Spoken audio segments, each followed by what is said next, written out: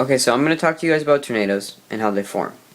So basically how a tornado forms is a thundercloud is formed by hot rising air meeting cold air. As hot air rises and cold air sinks, air is going up fast enough and there's two winds going in separate directions, the air will start to spin. And sometimes it'll drop a funnel inside the spinning air, and that's what makes a tornado. When the funnel touches down, which they don't always do, a tornado can last for about 7 seconds to an hour. The animation basically goes over the Fujita scale, it was made by Dr. Fujita to rate tornadoes from F0 to F5, F0 being the least amount of damage, like surface damage to your house, and F5 being there's absolutely nothing left. So, and then tornadoes can be anywhere from no miles per hour to 300 plus miles per hour, so they can be extremely deadly or do absolutely nothing. And then the rating of the tornado in Bangladesh, it wasn't rated. They don't know what scale it was because of how poor the area was, and because the buildings were so poorly constructed, they can't tell by the buildings because the strongest of wind could just knock it down probably like a 40 mile per hour wind. The deadliest part of tornado is the debris. That's what's gonna get you. Like the sheet metal from those houses, that'll kill people. The rocks, the cows, that's what's gonna kill you. Not the tornado itself. The wind can kill you, but usually it's the debris that are gonna get you. The class that the tornado probably was between an F3 and maybe an F5, because the tornado itself was a mile long, and the trail was like 9 miles. It went 9 miles, and it was roughly a mile wide, and it destroyed houses in like a 4-mile radius around it. Did heavy damage. And also, to the possible class of the tornado, yeah, it's probably from an F3 to an F5. Okay, guys, so this is basically the damages of the tornado. I don't know how much economic damage there was. Probably was a lot, considering the possible tornado class I talked about earlier. And then 2 villages were leveled, like completely gone. Or at least 90% of the village was gone. Couldn't find any political information. Socially, 13,000 people died, 12,000 were injured, and 80,000 had no homes.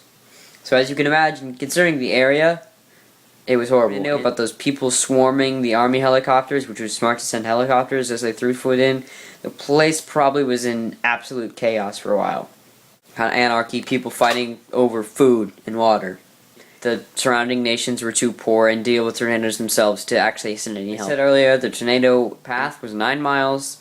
It was roughly a mile wide, and it did damage in around a 9-mile radius.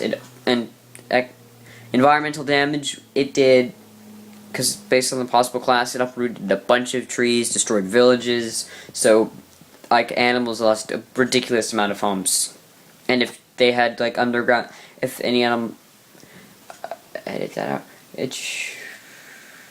And the area was in a 6-month drought before this hit, so the area was already hit pretty hard by that drought.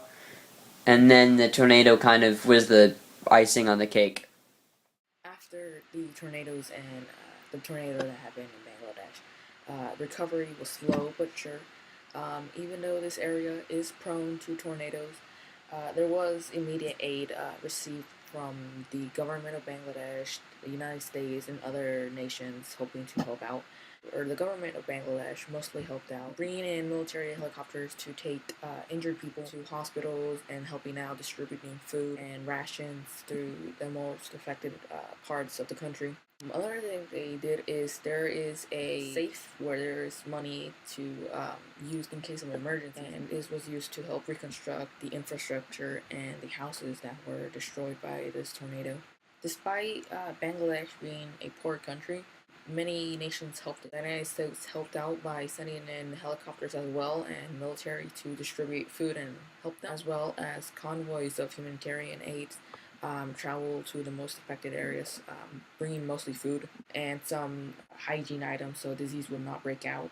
Other countries, such as Germany, gave thousands of dollars, and the European Union delivered approximately $2 million in financial aid.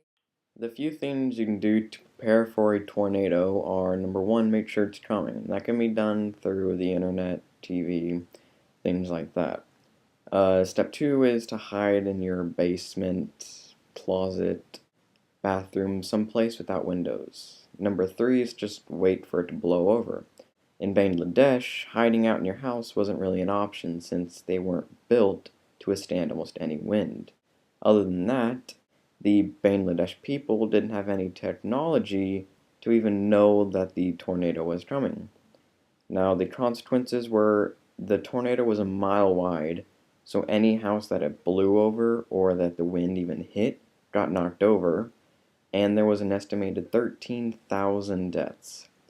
Now, what they could have done to be more prepared is they might have just distributed alarms or had a few cars to ride around with like sirens on it, or even had people yelling in the streets about the tornado coming. So people might be able to get to more safer areas and just wait for the tornado to go away before rebuilding.